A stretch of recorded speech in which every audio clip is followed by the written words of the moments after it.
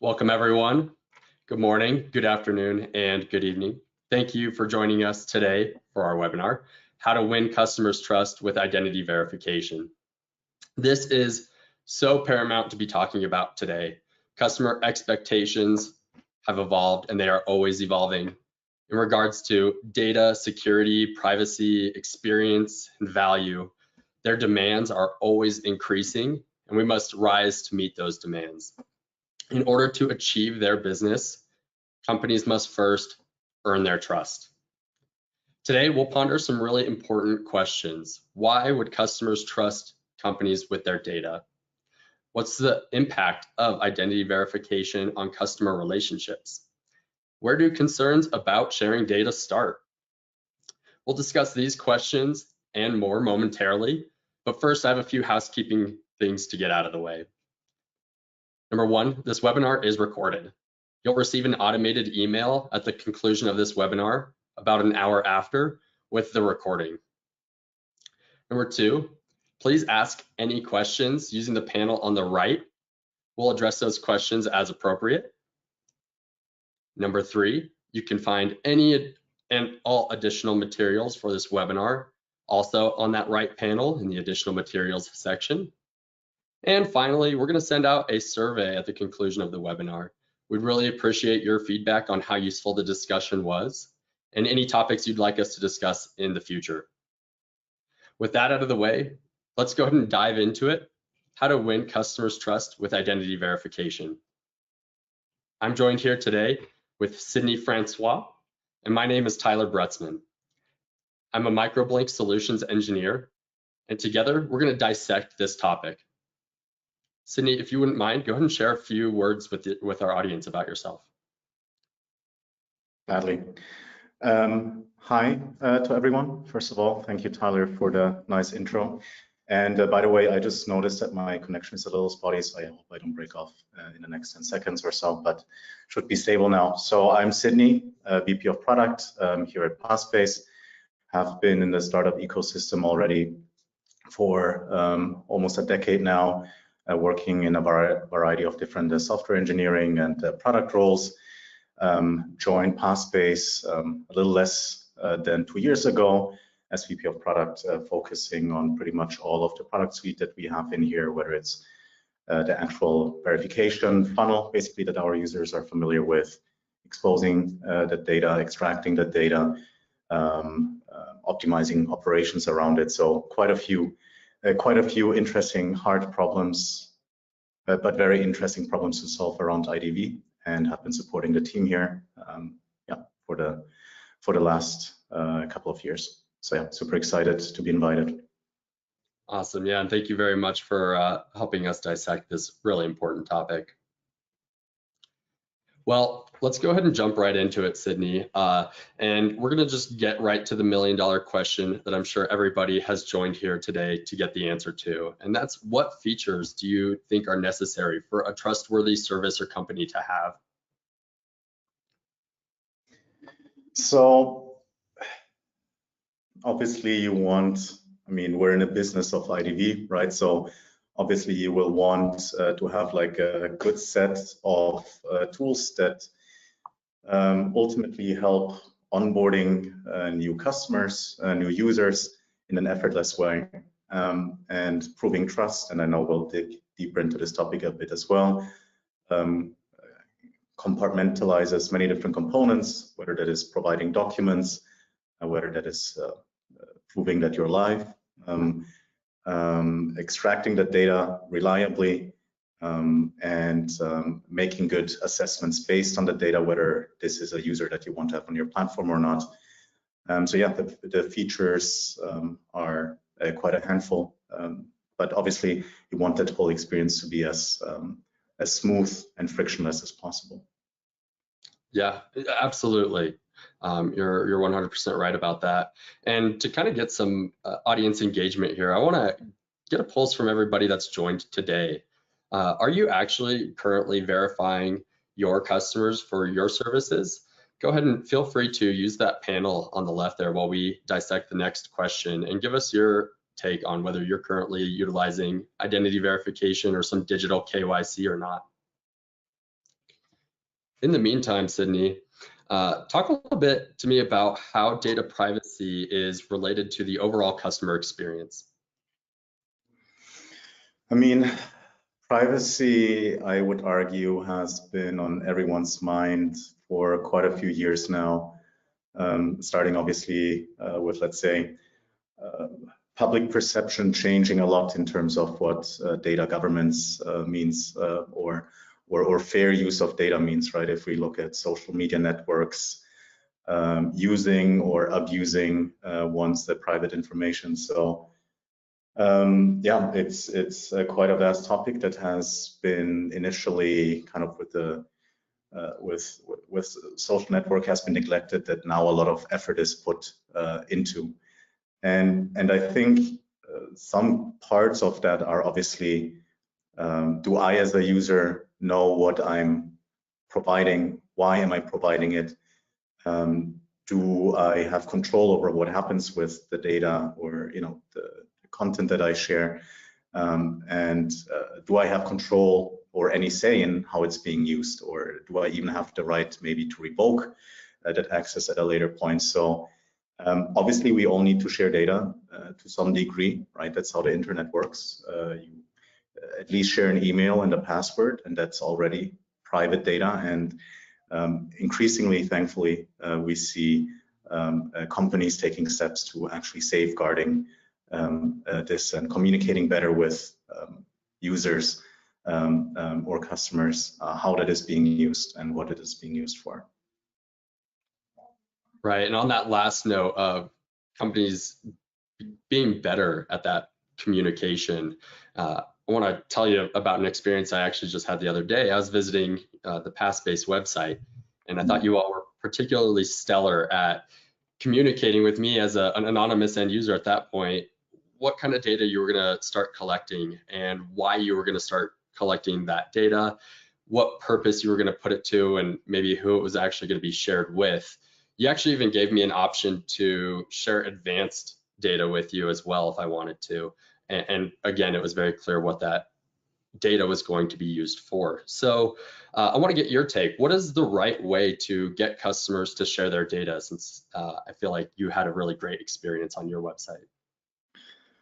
So one key component that you just touched on is definitely communicating that data is being collected and that it's being used. So being upfront about it rather than trying to hide it behind unnecessary complex terms and conditions, not listing out explicitly what data is being collected. So that's definitely, I would say, the first step, kind of the transparency or the visibility.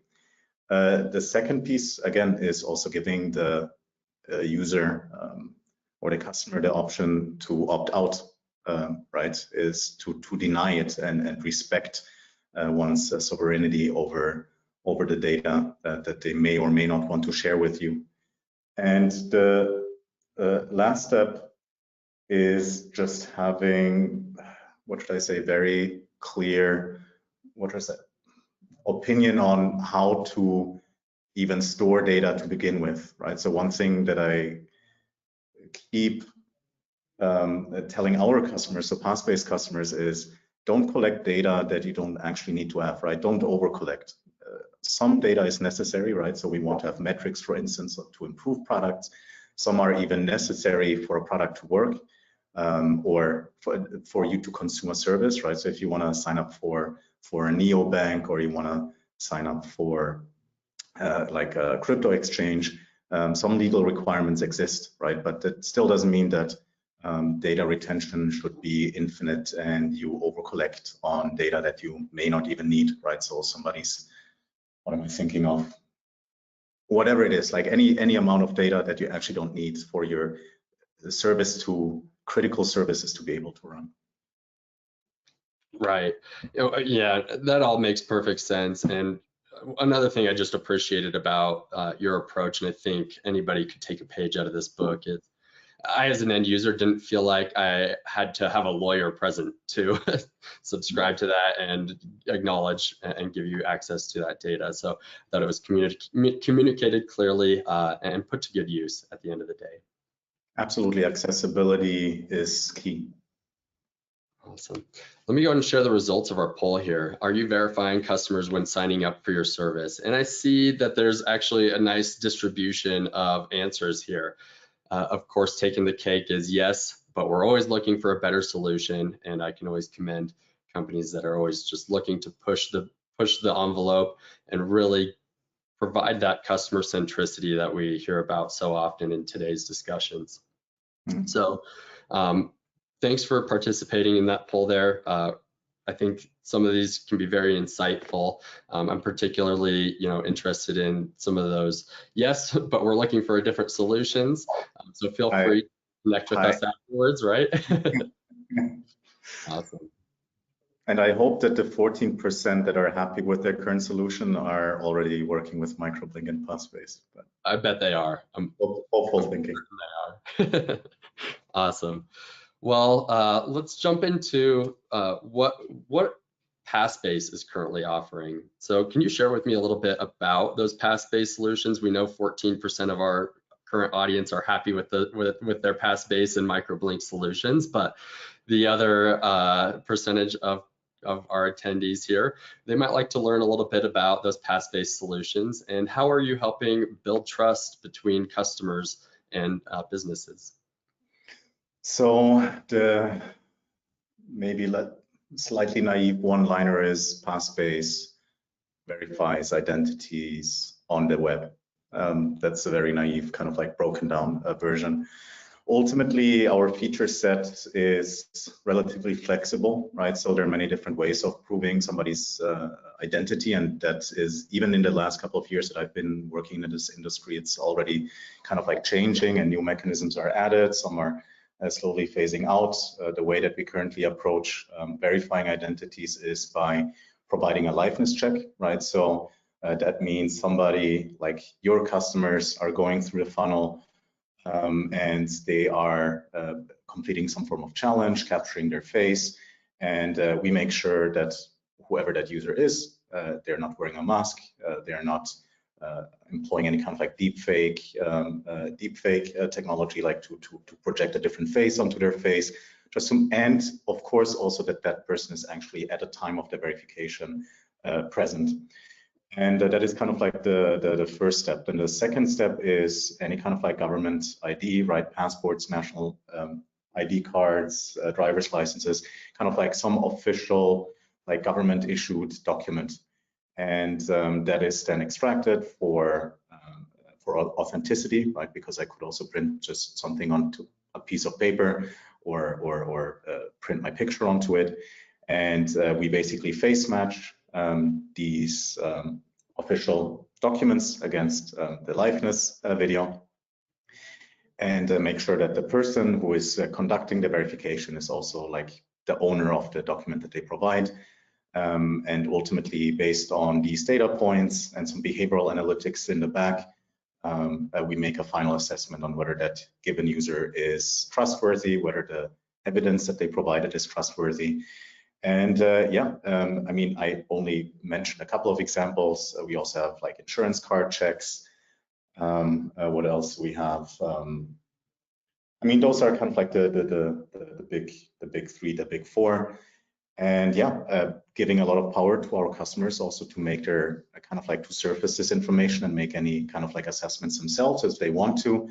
However, we do encourage kind of like a mix of both.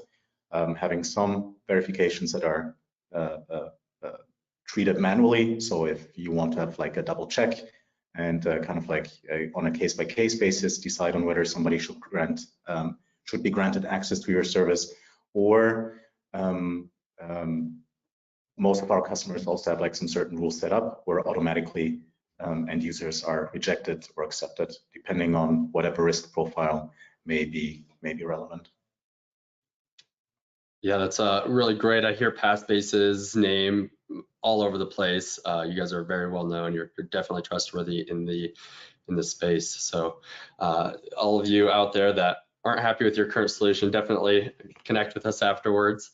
Well, that's great. I want to delve a little bit into the actual implementation of the solution itself, because I think that can have some impact on both the conversion funnel itself and the trust factor, whether customers deem you trustworthy in that cycle. So can you talk to me a little bit about what are some common mistakes in verifying customers? What makes them drop out at that stage of identity verification? And do you have any maybe like fun stories you can share with us? And before you get to it, I'm going to launch one more poll here. Just kind of in relation to this question, think about identity verification as a first step of your customer's introduction to your company. What do you think they're thinking about? Go ahead and select one of those: obstacle, security, necessary evil, total delight, or something else. And I'll pass it over to you, Sydney. Sure. So first off, I mean, hopefully or at least what Passbase aspires to do is to design a flow that is a delight, that users find, or in this case, your customers find easy to pass, while still being a reliable filter, right, for potentially bad actors. So what is the first mistake? And I would argue the first mistake for a lot of companies is to not think about identity verification at all. So we work quite heavily with crypto startups, and some of just one of the stories that I can share in this space is we had a prospect like approaching us, like already having onboarded like hundreds of their customers, and then realizing, well, we actually have some obligations to prove that people are not, laundering money through our platform, or they are not, they don't have any other malicious intent in terms of scamming other users. So even like marketplaces theoretically should really think about identity verification. So some of them don't even start thinking about the potential liability that they incur by not having identity verification in place. So we had this crypto startup. They realized that already onboarded hundreds of users, and doing this retroactively is incredibly difficult. At this point, the damage may have already been done, right? For instance, if you're a crypto exchange, and it's really not something that you want to think about as a second step. And when it comes to implementation and how to make it as frictionless as possible, is to work with a company like Passbase. We're not the only players in that space, of course, but making it very clear to users, even before our verification funnel basically starts. Look, this is what we're trying to do. This is why we need to collect the data, and this is what it's going to enable you to, these are the services that it's going to enable you to get access to before. So I think a lot of education can even happen pre-funnel, so pre-Passbase implementation, just kind of like giving your users the awareness of why the necessity for identity verification exists. And to begin with, so the good thing is in regards to drop-off rates specifically, just because you brought it up, at least with the companies and the industries that we work in with, is that conversion is actually not that much of an issue, because if you have a product that people want and they realize the benefit of having their identity verified and also interacting potentially with other stakeholders on that platform, so having identity verification in place actually raises the overall trust level of any kind of like service that you interact with anyway, right? So so drop-off is really not that much of a concern, also because you usually have high intent users. If they find your product useful, they will go through these, not even 3-4 minutes, I would argue even less of their time to be able to provide and complete the identity verification. When it comes to how to implement it, again, if you have like even like pre-onboarding flow, like some kind of like overview of why you do this, that's a good first start. Then second, I would say, integrate, with companies like Passbase that have relatively strict, what should I say, rules on data retention, right? So we don't just collect your information and resell it or shoot it out into the world, right? So Passbase is kind of the retainer of this information, and the customer then just gets to decide on whether they want to grant access. So work with providers like Passbase. Again, we're not the only ones, but we're one example. And yeah, other than that, yeah, I cannot think of more. I mean, in our case, it's like a 5-6 step process, relatively straightforward to complete.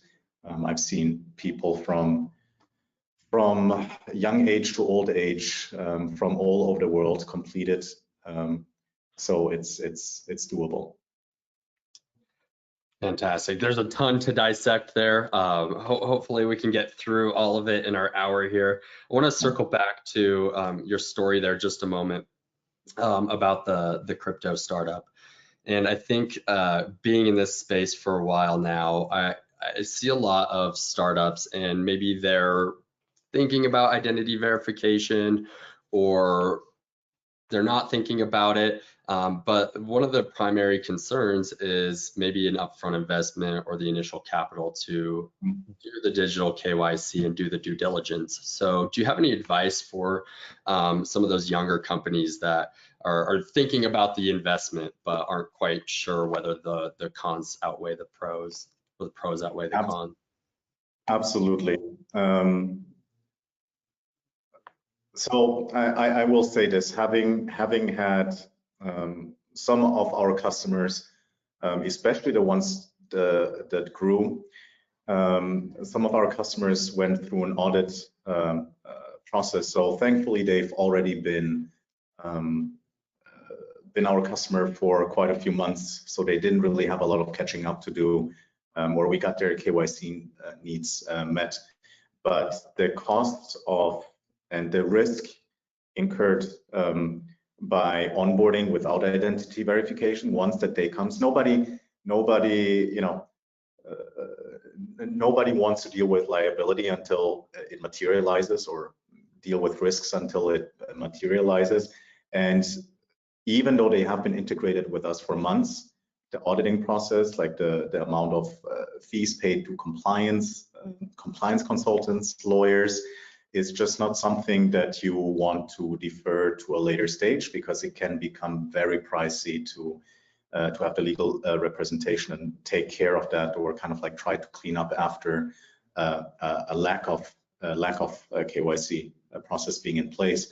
And as a matter of fact, every year billions in fines. I think 2021, like 5 billion in fines, or more actually. What was one?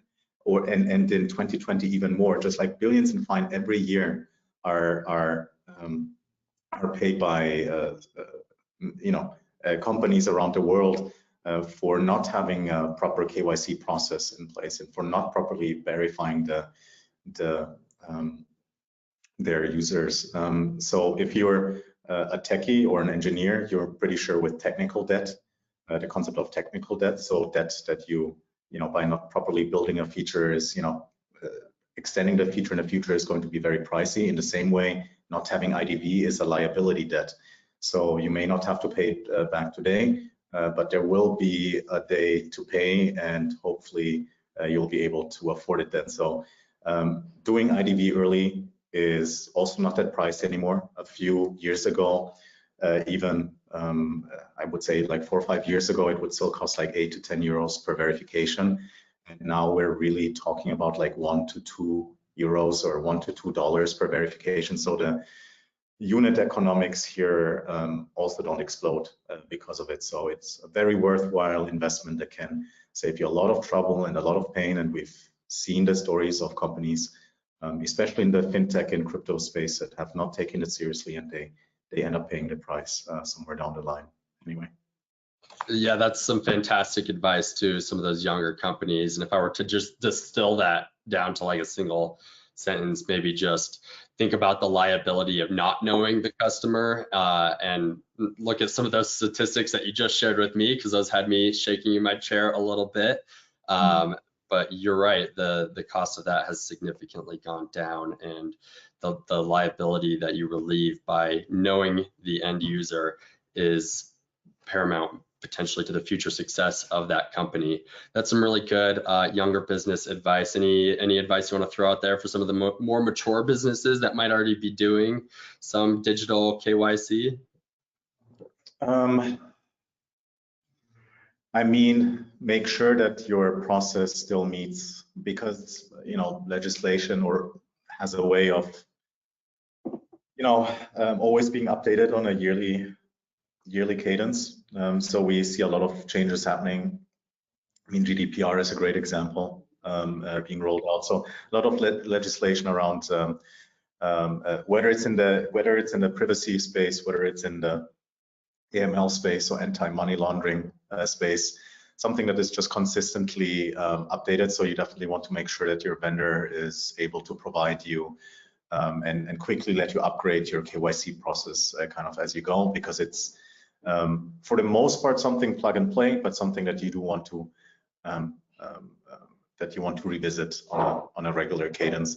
And also, regardless of company size, just one more example, one more anecdote. So we also work with like a larger kind of like fashion marketplace, and because I explicitly mentioned like fintech and crypto startups, but even marketplaces, right? So if we talk about fraud, they had basically like a single user scam other actors for like 5 to 10K in merchandise. So this is also not like a purely kind of like fintech crypto problem either. So you definitely always want to, regardless of size and almost regardless of industry, have some kind of like KYC option in place. Right. That's fantastic advice for some of those more mature businesses out there. And your point about, conversion rates and the conversion funnel, and not really seeing a significant amount of drop off due to the intent behind the end user is really insightful as well, particularly in relation to the poll here. So I want to share the results for the poll, and it looks like overwhelming majority of businesses or attendees for today's webinar have the perspective that the end user sees the KYC or the identity verification process as security, which is great. I do see that 20% that maybe see it as obstacle. And so to your point, maybe it's not so much of an obstacle as we might initially perceive if the conversion funnel isn't suffering from the implementation of identity verification. So that's really insightful to me. And that kind of leads really well into the next question I wanted to get you on here, which is thinking of IDV as the next or first step in account creation. What are some mistakes that you see during the actual implementation of it? And could those be the reason why 20% of our attendees here see identity verification as an obstacle as opposed to maybe a delight or security? I mean, the fact is it does introduce some amount of friction. And my experience has been also, witnessing KY or witnessing IDV being implemented in different ways in different products is, so I do think it is a mistake. It depends on the type of, okay, quick caveat here, depends on the type of company or service that you provide. So I'm not saying this here is, like a blanket statement for every implementation. One thing that you can kind of like play with to make it less of an obstacle is that to maybe defer IDV once a given user or your customer in this case is actually willing to have a high commitment to whatever service that you provide, right? They want to purchase something. So it doesn't necessarily have to happen on registration. I mean, if you're a fintech, yes, but if you're not a fintech, it doesn't have to happen during registration, and you can first onboard somebody on the product, on your product or on your service, and kind of start teasing what the value is, what a given user can get out of your service. And only once they're really kind of like convinced and even higher intention, that then you say, okay, you want access to the service. I think Binance does it a bit like this, where you can already kind of like look at some fancy charts, but once you actually want to start trading, they make you go through the IDV, or if you want access to certain parts and kind of like sub products within their product, then they make you step through the IDV. So it doesn't have to be the gate at the main gate at the door, but it can be deferred to a little bit later in the process, so you can basically get to present your service and product first rather than having a super tough onboarding experience. Right, hook them in with the functionality and features that you can offer, right? Don't give them an obstacle right away. And then maybe it does become more of a security perspective, like, okay, I'm going to do something sensitive now. Let me go through some of those extra checks, right? Absolutely. Yeah. The other part I found really interesting about this poll was we had 14% of our attendees that really like their current IDV solution, and it's pretty clear here that 9% of those think it's a delight, and those must be our Passbase and MICROBLINK customers. So thank you all to your attendance today. Awesome. Digging into the consumer perspective a little bit more on identity verification, I'm going to frame this question a little bit different than I had thought of it originally. Whose responsibility is it to educate the end user and make them feel like identity verification shouldn't be an obstacle, but it's in their best interest? You know, how can you set up your end users to believe that it's in their best interest to go through identity verification? Good question. I think there's a little bit of I think there are two. It's both on us, like Passbase as the actual, you know, IDV product. Again, to be as transparent as possible, as in what is collected, what your rights are, when it's submitted, and obviously providing, for instance, tools like you know, access and erasure requests, and having like a process in place where people can revoke access to data that they have previously shared. And so that's definitely a responsibility that we bear. I still believe, however, that it is on whatever product service that you're selling for you to say, look, this is the value that we provide. This is the benefit of security for the network that we provide. Again, like in the marketplace situation, our vendors, you know, you're not going to get scammed or you're going to get paid depending on what type of service that you have, right? In a gig economy, for instance. It's also definitely also on the product and service to kind of like say, this is the value that you get from us, and this is the value if you go through the IDV flow, but this is also the value that you get from everyone else participating in a given product environment or ecosystem by being verified, right? So this is kind of like something that we go through together. So yeah. Absolutely, and just to kind of weigh in as well on this one, I think really there's a lot of trust inherently tied with that identity verification process. I'm trusting the company with my data, but I'm also maybe earning trust among other end users of that particular service. So particularly in peer-to-peer services, right? I might want to have some level of confidence that the person on the other end of that transaction is somebody that has also gone through the same hoops that I had to jump through, right? And so there's a lot to be said about the peer-to-peer industry as well there.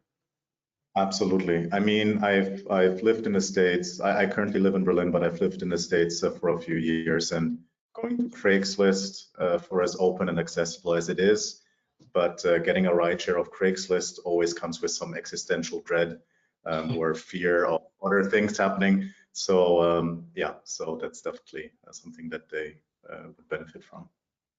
Awesome. Good deal. Let's go ahead and move it forward then. And I want to go ahead and jump into what is the current status of the digital KYC market, KYC being know your customer, and is ID doc scanning and liveness and biometrics, is that all enough to really KYC and know your customer? Is that truly identity verification, or are there missing pieces of the puzzle that we need to start filling in? Yes, that's enough. No, I'm kidding. It's definitely, you know, having looked at that space for the last few years, so it's definitely, I would say, an incredible leap forward, even if we think to how it was conducted even a few years back, right? And also a lot less of a manual process, right? So back in the day when you wanted to sign up for for a high-risk service, or or a service that is associated with high risks, for instance, a fintech space, like interpersonal interaction was like the only way to get access to, for instance, a neobank. And I think the current setup of liveness, document scanning, and so on is like a massive leap forward. I think there's a lot to be said about extending this beyond. Right now, IDV is very kind of like transactional, or kind of like at one point in time, right? So basically, as you sign up for a service, you once go through the flow, and then pretty much nobody looks at your identity over time anymore. So I think one of the biggest changes coming at the IDV space is kind of like a continuous KYC process, where over time, maybe your biometrics are refreshed, right? Where somebody says, okay, we go through the liveness check again, just to make sure that your account hasn't been compromised, or expired documents are going to be rescanned. So I see IDV as something that moves from being strictly transactional and kind of like a one-off, something that is going to be monitored over time. Again, just to keep the trust of this initial verification, the trust of this initial sign-up like high. I think that is definitely something that is going to change over time. Then reusability, right? So portability, being able to use your ID or your identity in multiple places. That is going to be paramount. Also to the accessibility. I could imagine, my hope is that at one point, identifying for a service is going to be as easy as completing a Google CAPTCHA, where you just click a button and you've already previously been identified. Maybe you need to provide liveness as a one-off, just to make sure, but it's basically just a button and then you have access to a service. So this is definitely something that I think is going to come inevitably. Yeah, those are kind of like the three main developments I see. Perfect. We did get a question from our audience a little bit ago, and I just wanted to address that. The question here was that we serve an international audience. Is online verification, does that limit our ability to serve the global customer base that we currently have in the wide range of countries? And maybe we can just both kind of take a turn addressing this one. But certainly for MICROBLINK, we have global coverage. We've got identity document coverage all over 140 countries, nearly 2,000 documents covered, right? So no pre-selection of documents. And at this point in time, it's becoming more and more important to talk about observation bias in the actual models themselves. And so we've definitely done the due diligence there, and we recognize our product as one of the best in the space for not just in the US, but all over the globe. So Sydney, maybe you can kind of speak to Passbase in regards to global audiences. And I know generally market-wide, there are many multinational identity providers out there. Absolutely. So, I mean, the first bit you already covered. Coverage is incredibly widespread and incredibly global already.